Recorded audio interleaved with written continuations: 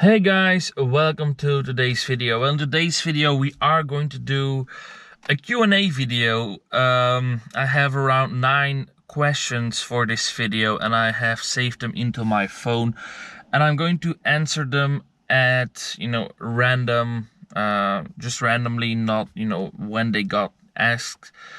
So the first question is from BMW Lovers, and he asks me, I'll translate it in English. He said, how long did I work on this BMW and how much money have I put into it? Well, I basically started building this car as soon as I had it, and I bought it in January 2019. Now it's May, so I have this car for around 2 years and 6 months. And basically the first modification that I've done to it was after like 2 weeks of ownership, and that was the rear bumper.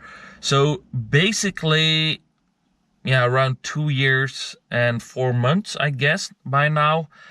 And how much money did I put into it? Well, I didn't do any modifications the last 2 months. So it was, I made a video how much money went into this car, and I think I ended up around 15,000 euros. So it's a pretty expensive build, but we have done quite a lot so far. So yeah, that's the first question answered from BMW Lovers.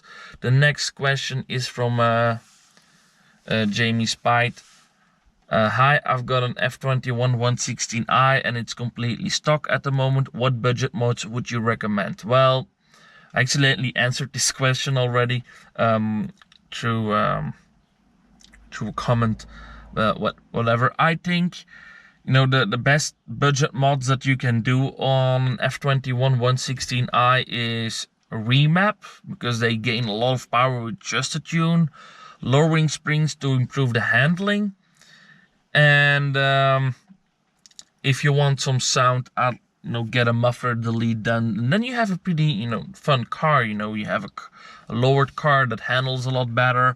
With the stage 1 tune they have around 220 horsepower, and then with the muffler delete they make a pretty nice sound, and it's not too much but it's still pretty loud. So I would say really with those 3 modifications you have a really fun daily. It's pretty fast. It's not the fastest car in the world, but it will move pretty decently, and it will handle great and sound good enough for a 1.6. So that's what I would do if you really have a limited budget. Now that was a question from Jamie Spite, I think, if I say it right. Then the next question is from Dan Bean. What cars have you owned in your life, and what is your next project car? My previous car was also 1 Series. It was the E87 116i, so the generation previous to this one. It had a natural aspirated 1.6 petrol engine with around 115 horsepower. The problem was with that one, because it lacked a turbo, there was no tuning potential in it. And when I sold it, more than 2 years ago, it already had over 150,000 kilometers, and the most people get out of those engines is around 220,000 kilometers. So I wanted a car for the channel, a good base thing to build, and that car was just not that good anymore to put a lot of money in. So that's why I decided to get this one. So yeah, that's that. And my previous car was an Audi. Yeah, believe it or not, I owned an Audi A3 from 1997. So the first generation Audi A3. It had a 1.9 TDI diesel engine. So engine-wise, I think it was the most solid engine of the 3 cars I've ever owned. Sure, it wasn't as potential as this engine is, but I mean, I sold that car with almost 400,000 kilometers on it. And I don't think this car will ever hit 400,000 kilometers. I mean, it was a very strong, solid engine. It never, stranded me. It was very good on fuel. It was a great first car. I really loved that car, to be honest. I think if I would still have it today, I would still drive it, I think, next to this one. But yeah, I mean, the Audi, fun car. It was the first generation, so it's called an 8L, I think. Like this is called an F20. I think it's called the 8L. It was a green 3 doors version. Yeah, fun car. Very reliable car. Yeah, it was a fun one. I miss it. Anyway, next question is from Daniel Bekvarovsky, if I say it right. Hey, Bimmer Belgium, what website did you get your angel eyes and headlights from? And also, do they ship internationally? I got it from Bimmer Products Puntenel, and they don't ship internationally. They only ship to Belgium and the Netherlands. So what I would do, if I don't know where you're located, if you have a left-hand drive or right-hand drive car, you have to look after that because there is a little difference in those lights. But what I would do is search for BMW F20 Depot Angel Eyes, and then you will find a website. Just type it in Google and you will find the headlights, and you will come across a website that will ship to your home. So that's what I would do. But yeah, BMW products, unfortunately, they only ship to Belgium and the Netherlands. Next question is from Kanaki, I think. You guys have tongue twisters of YouTube names. What do you think is reliable horsepower for the N13 B16? So the engine that I have. Did you have any problems with pops and bangs on your stock turbo? Aiming for 235 horsepower MHD stage 2 and little pops and bangs on sport mode. Well, first of all, I think, I have 245 horsepower, and on stock internals, I think I'm really on the limit of what is safe to run daily. I think we're really, if this is the limit, then I'm here. I'm really spot on, okay? And I only have driven with the stage 2 tune for around 2,000 kilometers, so I can't really know if the, stage 3, I'm sorry, if the car is really, holding it, because after 2,000 kilometers, you don't know. Pops and bangs wise, I actually never had pops and bangs on this car. The pops that I have actually just were there when I put the car in Eco Pro mode. They pop even harder. So I didn't get pops and bangs mapped, and so I actually had zero problems with the stock turbo. Pops and bangs wise, some people do it and have zero issues, but I'm not really a big fan of them because the little pops create pressure in the exhaust, and when your turbo, the wheel is spinning, the wheel gets a little hit with every pop, and it will extend the wear and tear on your turbo.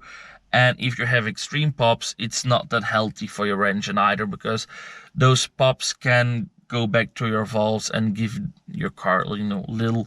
It's like you're hitting a car internally, just softly, but you do it like a million times and you'll do some damage over time. So me personally, I'm not a pops and bangs fan, and I'm not going to do it on any of my cars. Oh yeah, I'm actually sorry, I forgot to answer Jimmy Spites.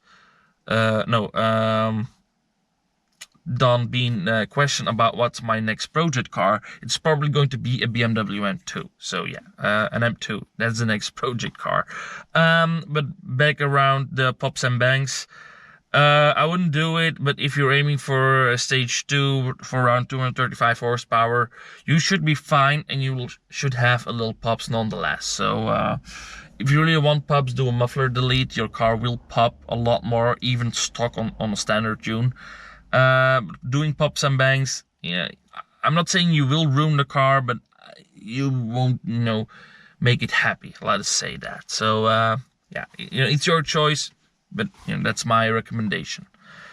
The next question is from Eno Jaeger. What body kit parts would you recommend to buy? I don't know which front parts, like the splitter, I should choose. Well, I'm a big fan of what's on my car, so I'll get out of the car real quick and show you what I'm running.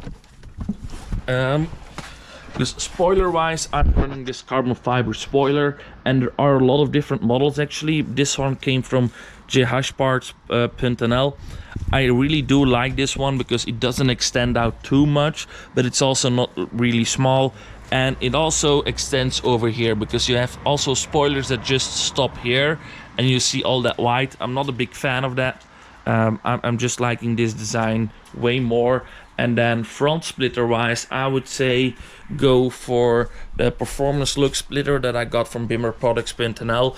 It's a really soft material, so it doesn't really crack that easily. I'm running this splitter for more than a year right now, so that's saying a lot. And I think, you know, this cover piece looks really nice. It really makes the car much more aggressive and stand out from a normal splitter. So yeah, that's what I would recommend. And then maybe, you know, while you're at it, if you have an M packager, of course, get a Rieger diffuser or Maxon diffuser with these parts. It will give an extra touch. I know the car is very filthy, but I mean, look at the weather, so it's not, there's no point in cleaning it. And then also this Maxton design side skirt, that would be, you know, a nice extra touch. Damn, my car is really filthy. I should really clean her up, but you know, during this weather, cleaning your car is like wiping your ass before you take the shit. It's pointless. So yeah, that's what I would do. Yeah, so really the Maxton bits, and then the performance looks front splitter and the carbon fiber spoiler. So yeah, that's what I would get. Next question is from Enrico Baga. Hi, I'm looking for an F20. Do you still recommend it in 2021? I will tune it. Are there any specific parts to check when buying this car? It actually really depends on the engine that you get. If you're speaking about this one, or like a 125i or facelift, non-facelift, diesel, petrol. So, you know, all their engine types have some things that you need to look after, and that's a little bit too much to explain in you know, this video. But I would say, you know, it's still a good car, you know, these days, 2021. Yeah, the new modern cars have a more, you know, flashy interior, but I would say it's still holding up very well. I mean, the iDrive system still is good enough. I mean, they sold the F20 until 2019, so you can't call it an old car. I mean, some F20s are only 2 years old and they're not that outdated yet. So I would still, you know, in 2021, it's still a good buy, knowing that the first F20 is almost 10 years old. Now, I would say 10 years is not that old car-wise. You know, you'll feel some differences between this and a brand new car, but still, you know, it has everything you need. You know, I would definitely, you know, get one with iDrive screen, because the ones without, they are a little bit old, you know, old-fashioned feeling. But yeah, I would say they're still good to go. But like I said, you know, are there specific parts to check when buying the car? It really depends on the engine that you get. I mean, they are pretty solid, but there is a difference if you get like, you know, a 1.6 diesel or a 3-liter petrol engine. If you're thinking of getting this one, you know, look at blue smoke from you know, blue smoke from the exhaust. If the turbo is gone, that matter. Valve seals, little coolant leak behind the engine, chain noise when you start her up from a cold start. Ignition coils can fail after a tune, so you definitely need to exchange them before the tune. How it's maintained, I would say, and that's mostly it. I mean, it's mostly some very small stuff. I didn't have major things break on this car yet, and I haven't been treating her that well. So like I said, it really depends on the engine, because if you get like a 2-liter diesel, the N47, you'll have to watch out with the chain, because that can be a weak part. If you get like an M140i, the B58 is a very solid, strong engine. They're also younger.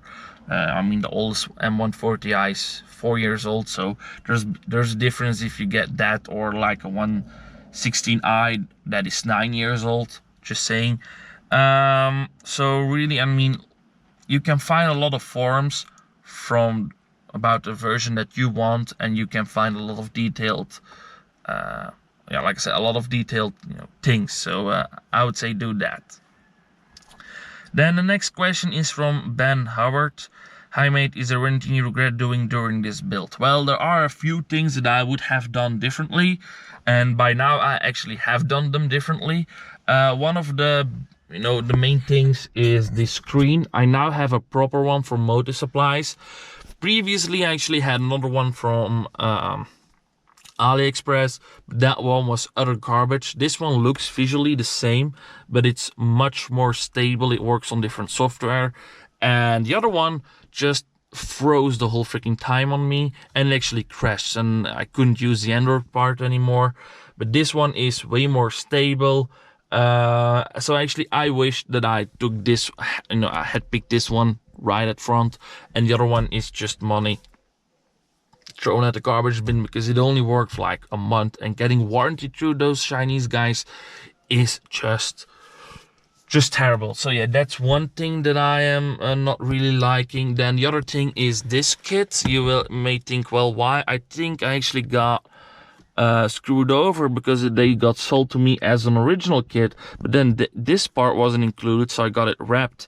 But why am I thinking that it's on the original? Well, I can find this specific thing anywhere, and this is silver, and normally it should be carbon fiber, and the quality is not that great because you can really see the Alcantara here, wearing quite hard, to be honest, and the fitment I like here isn't that great. So I'm going to switch these out for an original carbon fiber Alcantara version. And then the other thing that I didn't like, which is also exchanged by now, but I actually still have to send these back, is this Bilstein B12 suspension. So the suspension actually was great when it worked. The only thing that I thought was that the car sat a little bit too high in the rear, but I couldn't change it because there were like springs and coilovers just stuck. I couldn't change the ride height. On this one I can. That bird took a nasty shit on my rim. I need to clean that off. And also the front shock absorbers, they just went bad after 25,000 kilometers, which isn't acceptable at all.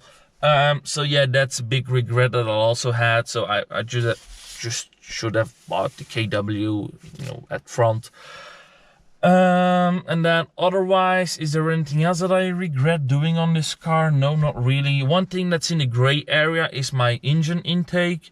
You may wonder why I would regret that. Well, no, first of all, it looks amazing, and actually does change a plastic part from the car that tends to break after a few years, and changes that for a metal one. But sometimes when I go full throttle, like under a tunnel, the intake noise is so loud that even with the downpipe and the muffler delete, when I go under a tunnel, I just hear the intake. I don't hear my exhaust. And I just think it's, like I said, it's a little bit too much sometimes. From outside, because when I go full throttle, other people went full throttle with my car, and when the car is doing like 5,000-6,000 RPMs, you can really hear the engine intake scream, like, wow, a little bit too much. But like I said, it gives me more airflow, and it looks great, and it actually does sound a little bit cool inside the car. So I'm not sure if I would start the build again. Maybe I would do it again, maybe not. I'm not sure, but that's a little bit of a gray area. And then otherwise, I think most things on this car were sought after. Yeah, also the DV Plus diverter valve. I heard they started leaking on some cars, so I got rid of mine and got a blow-off valve. And also it made a weird noise when letting off a throttle. It was like not a big fan of that. So yeah, most other modifications were sought after pretty well. Also the semi-slicks, as daily driving, they were not that nice. So yeah, sold them. But yeah, I mean, yeah, those are the modifications that I can think of right now that I really didn't like that much. So yeah, let me put the camera back there because my arm is getting stiff. That's better.